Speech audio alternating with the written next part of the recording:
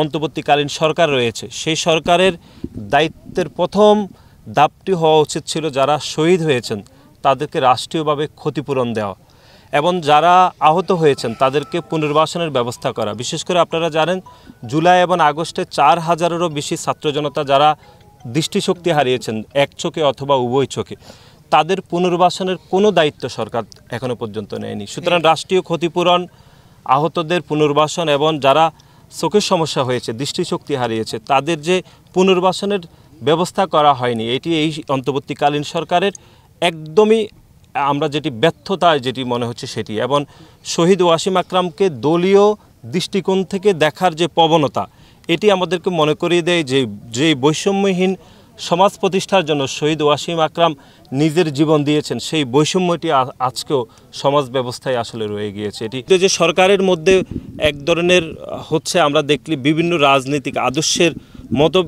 মতাদর্শ তাদের মধ্যে হয়তো ভর করেছে। সেই জন্য আপনারা দেখছেন শহীদ ওয়াসিম আকরামের নামটি আইকনিক শহীদ হওয়ার পরও তাদের নামটি পাঠ্য বইয়ে অন্তর্ভুক্ত করা হয়নি। এমনকি রাষ্ট্রীয় অনুষ্ঠানেও আপনারা জানেন যে সংসদ ভবনে যে একটি প্রথম লেজার শো করা হয়েছে, সেখানে শহীদ ওয়াসিমের নামটি অন্তর্ভুক্ত করা হয়নি। তারপরও আমরা মনে করছি যে আগামীতে একটি জনগণের সরকার প্রতিষ্ঠার দ্বারপ্রান্তে দেশ রয়েছে। আমরা আশা করি একটি জনগণের সরকার প্রতিষ্ঠা হলে এই বৈষম্যহীন সমাজ প্রতিষ্ঠার জন্য যে আন্দোলন শহীদ ওয়াসিম আকরাম করেছিলেন, সে আন্দোলন ইনশাল্লাহ সফল হবে এবং ভবিষ্যতে শহীদ ওয়াসিম আকরামের জীবনীও ইনশাল্লাহ পাঠ্য বইয়ে অন্তর্ভুক্ত হবে বলে আমরা প্রত্যাশা রাখছি।